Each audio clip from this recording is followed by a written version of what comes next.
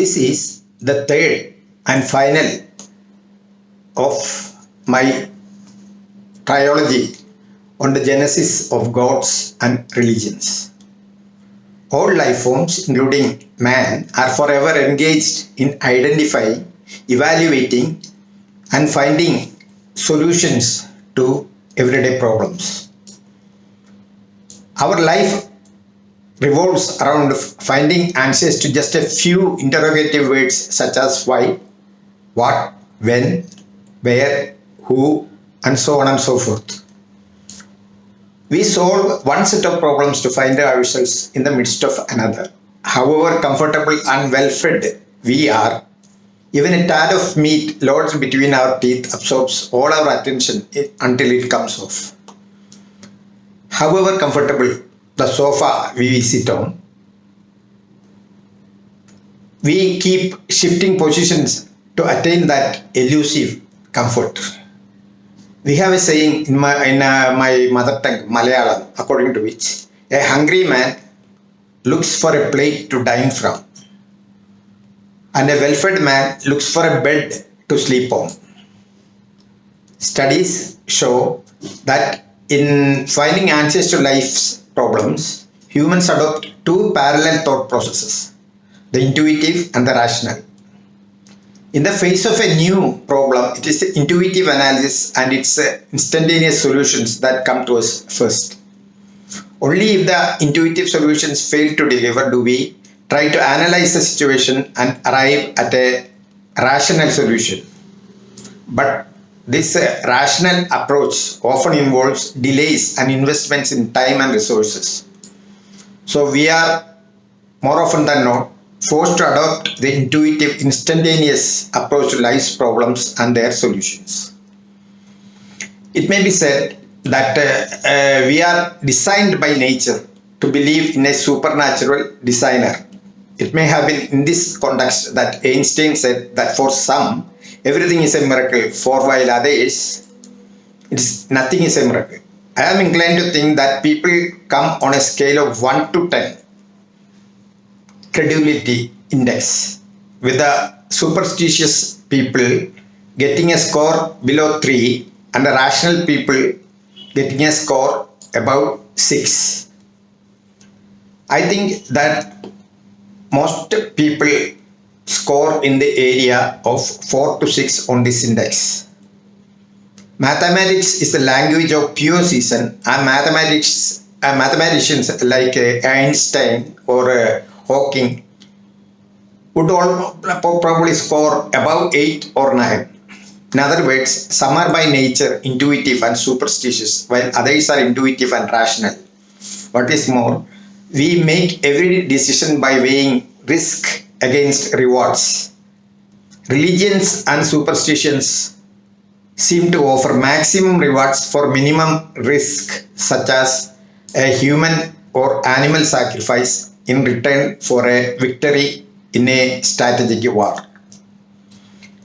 In a logical discussion or thought process, such as in a court, there are two fundamental elements involved. 1. Clear definition of the words and terms used in the discussion. 2. Providing evidence for assertions or statements made in the discussion. What is more, the evidence provided should be verifiable with actual measurements if possible.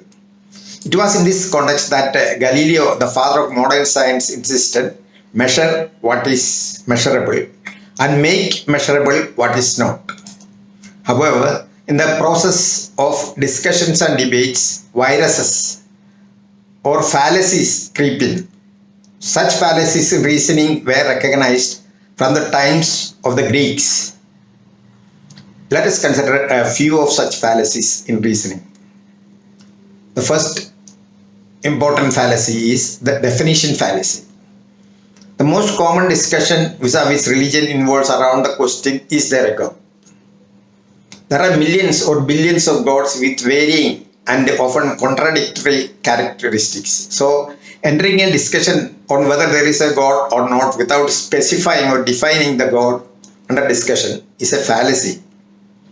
Similarly, the word Christian can mean anyone catering to over 40,000 or more denominations in Christianity. The same goes, same argument. Fallacy goes for words like Muslim, Buddhist, Hindu, etc. The second fallacy is Aristotle fallacy. This also is very important when it comes to religions. This fallacy states that an external force is required to keep a body in uniform motion, and this external force was assumed to be God in the final analysis. It is this fallacy that led to animism, the first and most basic form of religion, according to which all events on earth are caused by invisible supernatural forces. This was overturned by Newton's law, according to which every object will continue in a state of rest or uniform motion until an external force is applied on it. Then the third fallacy is post hoc ergo propter hoc fallacy. It means after this, therefore because of this. According to this fallacy, if an event occurs after another event, then the first event is assumed to be the cause of the second event.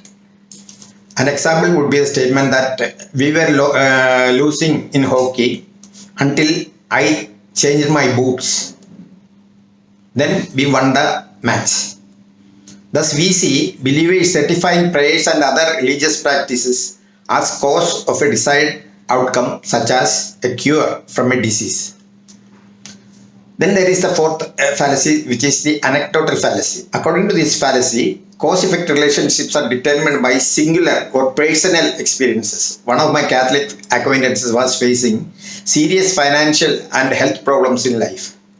In desperation and on the advice of one of his friends, he converted from Catholicism to one of the Pentecostal denominations in India. His situation improved after the switchover, and consequently he attributes his prosperity to the conversion. In this context, one is reminded of what Francis Bacon said: all superstition is must say, whether it be that of astrology, dreams, omens, retributive judgment, or the like, in all of which deluded believers observe events that are fulfilled but neglect and pass over their failure, though such failures be more common. Believers invariably highlight the few incidents when their prayers are rewarded, but ignore the many incidents when their prayers go in vain. Fifth argument fallacy. It is very important in religions, and it is called a circular argument fallacy. This fallacy takes the form: A is true because B is true. B is true because C is true. C is true because A is true. That is, A, B is only three incident events are there, and each supports each other. Example: statement A: Muhammad is the prophet of God because the Quran says so. Statement B: the Quran is the word of God because Muhammad said so. Statement C: Muhammad speaks the truth because he is the prophet of God. Here, though the three statements support each other, none of them is supported independently by any external evidence or corroboration. This is perhaps the fallacy that religions resort to most when they base their argument on scriptures such as the Bible or the Quran without authenticating the book that it is really from God. No religion only boast that their book such as Bible comes from God, but there is no evidence. For instance, in the case of Muhammad, there are around 6,000 verses in the Quran, most of which all of which which was delivered to Muhammad by the angel Jibril or Gabriel. So the angel must have come a couple of thousand times down to earth to speak to Muhammad, but no one other than Muhammad has witnessed such an angel coming and delivering the messages of the Quran. What is more, one wonders why the omnipotent God needs an angel or a messenger to deliver his message. After all, God is everywhere, and the first time Muhammad received the message was when he was in a cave fasting during Ramadan.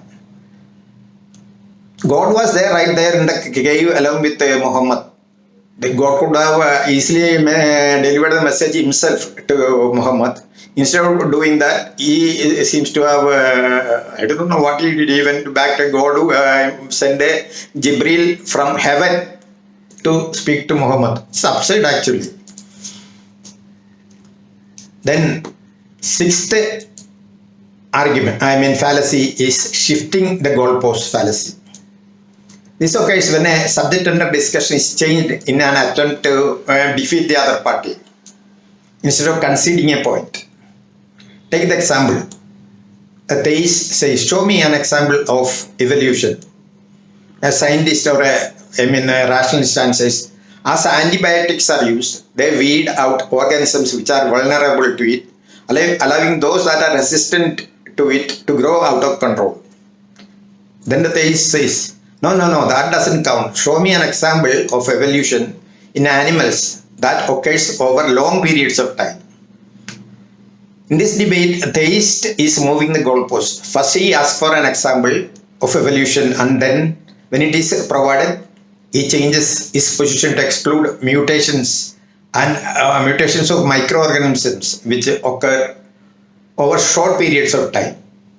If evidence is provided for evolution over long periods of time, the theist will shift the post further instead of conceding his mistake. The seventh fallacy is the shifting the burden of proof. Burden of proof or evidence is with the proposer.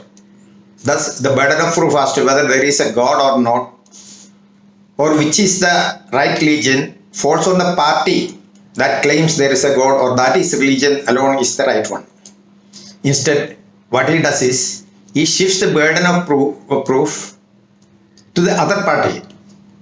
This is like shifting the burden of proof from the prosecution to the accused in a case in court. Then the eighth fallacy, it is cherry-picking fallacy. This fallacy occurs when only specific parts of a source, such as the Bible, are quoted while other parts are ignored. Thus, the book of Numbers, chapter 31 of the Bible, advocates the genocide of the Midianites.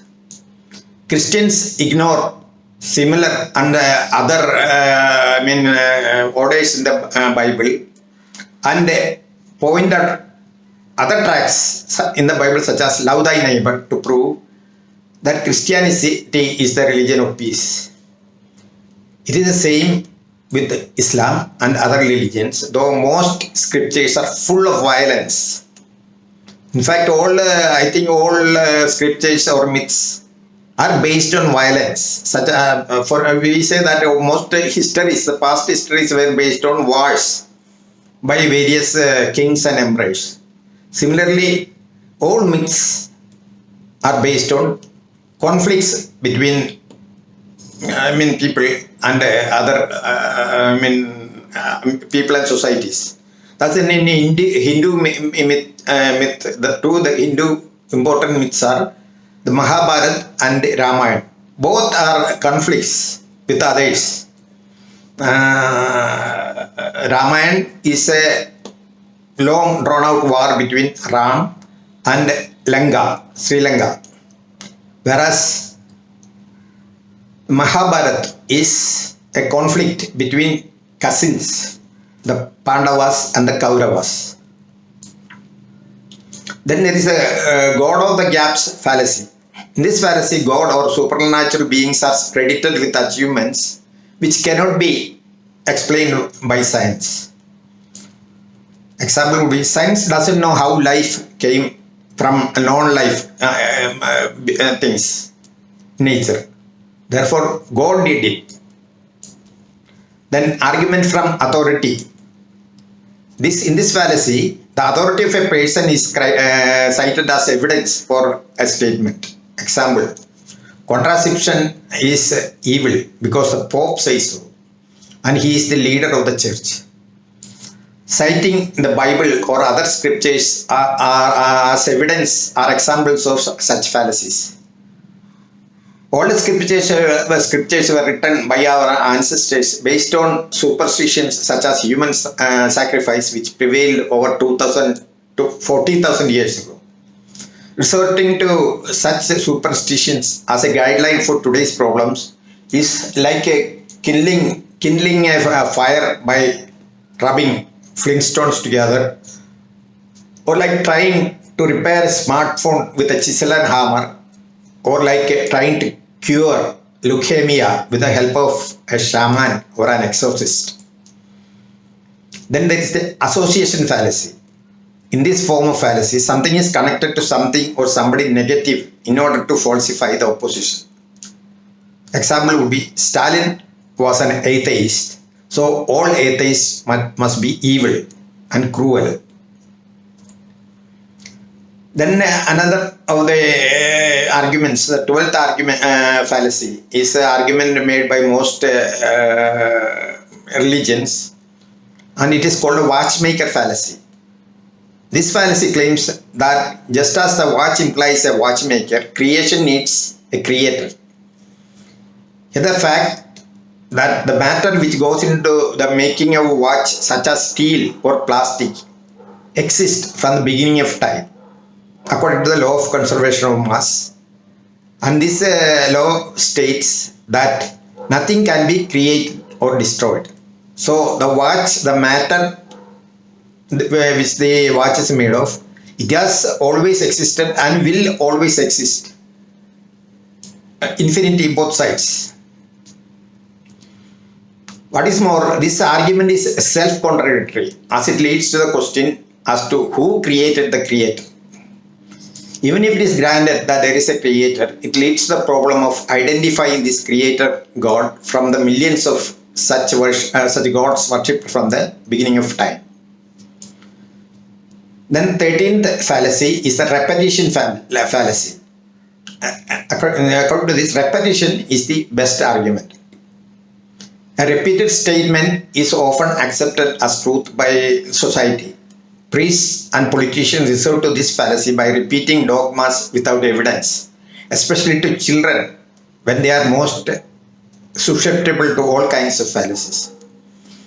Political dogmas such as nationalism and sovereignty of nations are also accepted due to such repetitions. Then the 14th fallacy is the crowd thinking and peer pressure fallacy.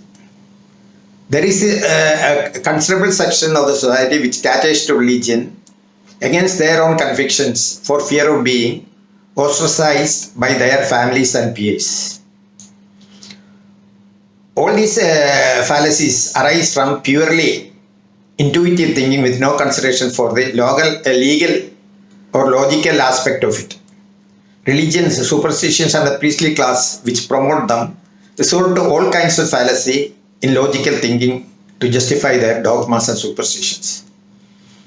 Our primitive ancestors were not in a position to detect such fallacies in logical thinking. Instead, the purely intuitive approach was often the only option open to our ancestors.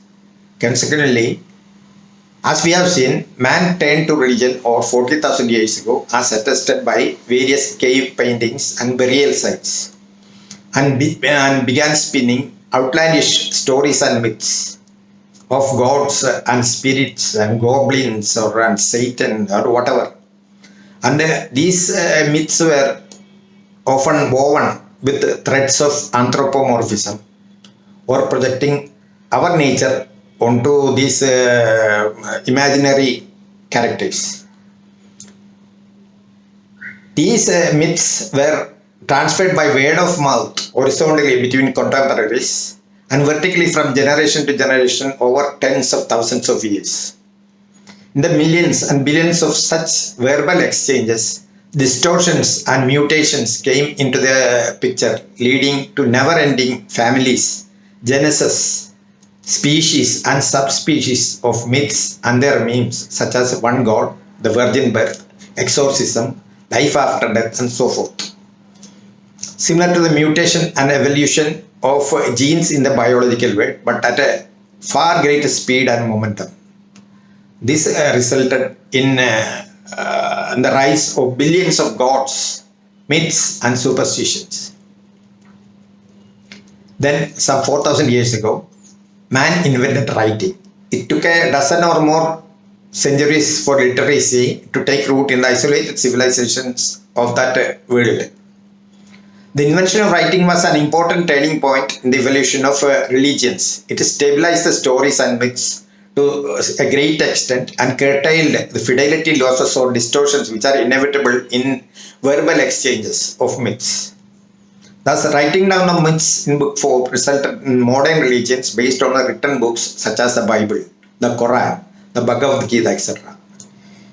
It is also pertinent to note that the present-day organized religions of the world such as Zoroastrianism, Vedic Hinduism, Judaism, Buddhism, Jainism, the Greek, Persian, Babylon myths all arose within a few centuries of each other in tandem with literacy. It was also with the written scriptures that religious intolerance came into the picture. Fossilizing the myths into written word form did not arrest the mutation and distortions of myths and their meanings. Instead, endless possibilities of interpretations of the same books led to over 40,000 denominations in Christianity alone, not to speak of the dissensions and variations in other religions. Power politics within the priestly class also played a significant role, which led to tens of thousands of sects and denominations within the various religions based on the same book. What is more, in those days there was no printing. Instead, each sacred book or scripture had to be copied by hand. This too led to distortions and fidelity losses of the written books, as copywriters often introduced their own interpretations into the copies. Thus, Gospels of Matthew and Luke differ from each other, though copied from the same book.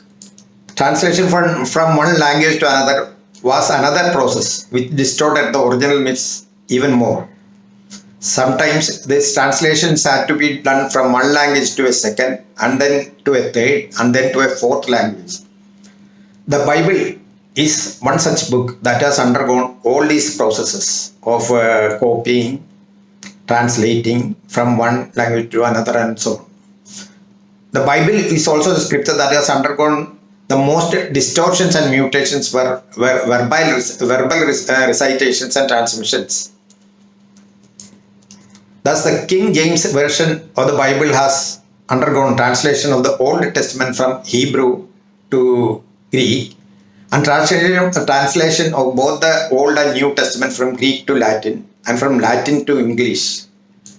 Later on, it was from the English version that the Bible was translated to the language of the English colonies. But long before that, parts of the Hebrew original of the Old Testament, such as the stories of flood and that of Moses, were borrowed or plagiarized from prevailing myths of Babylon, while the one God meme as well as the resurrection and last judgment memes were plagiarized from Persian and Egyptian myths.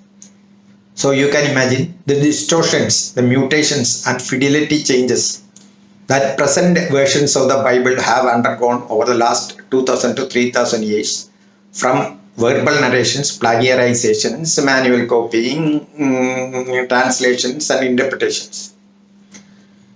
Kings and emperors also played a significant role in the proselytization of religions. Thus, Zoroastrianism spread under the reign of Queen Atossa of Vistaspa. Buddhism spread like wildfire in India under Emperor Ashoka until it was checked by another emperor, Pushyamitra, who favored Hinduism. Christianity owes its predominance to emperors like Constantine, Theodosius, and Charlemagne, and became the most widespread religion under colonization. Islam gained strength and momentum after Muhammad became the Emperor of Arabia. I take this opportunity to put in a word on atheism. In India, where I come from, religion and religious beliefs were not as critical as other social characteristics such as caste until the Muslim invaders from the Middle East and the Christian colonizers from Europe began to play a critical role in Indian politics. The invaders also began to convert the local population to their respective religions. Until then, the conversion meme was totally aligned to the Hindus. You have to be born a Hindu. That's the way it is in Hinduism. Their conversion to Islam and Christianity had only marginal effect on the converts. Thus, they retained many of the old superstitions such as astrology and black magic, even after conversion.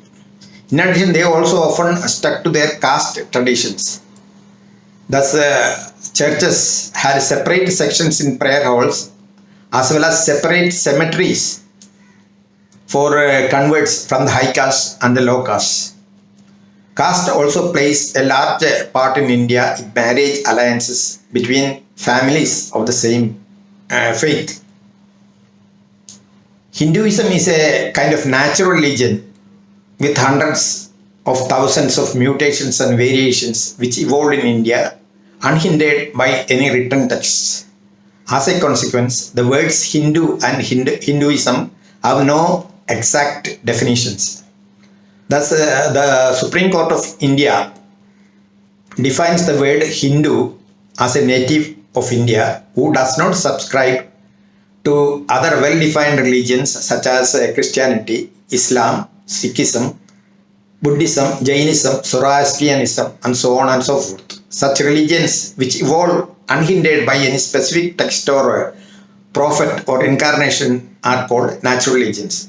It may have been due to the indifference of Hindus to religious dogmas that they readily accommodated other religions such as Zoroastrianism, Judaism, Christianity, and Islam by giving land and other facilities to them to set up churches and mosques. Something that is totally aligned to countries subscribing to Islam or Christianity. In the West, religions and their dominations, religion still seems to play a significant role in social and political exchanges. What is more, in the West, conventional religions are reappearing in a new garb, such as promoters of the flat earth theory, the intelligent design theory, creationists, etc. They block politically and otherwise the progress of science and especially theories of evolution and germs. Some of them also cause avoidable miseries by advocating their adherents to resort to prayers and miracles instead of seeking timely professional help. This is one of the main reasons why I oppose religion. Thank you for lending me your ears. Please subscribe and forward my presentations if you find my views fresh and original. I am from India and I have my limitations with English, which is an acquired language as far as I am concerned. Any shortcomings on that account may please be overlooked. Thank you once again.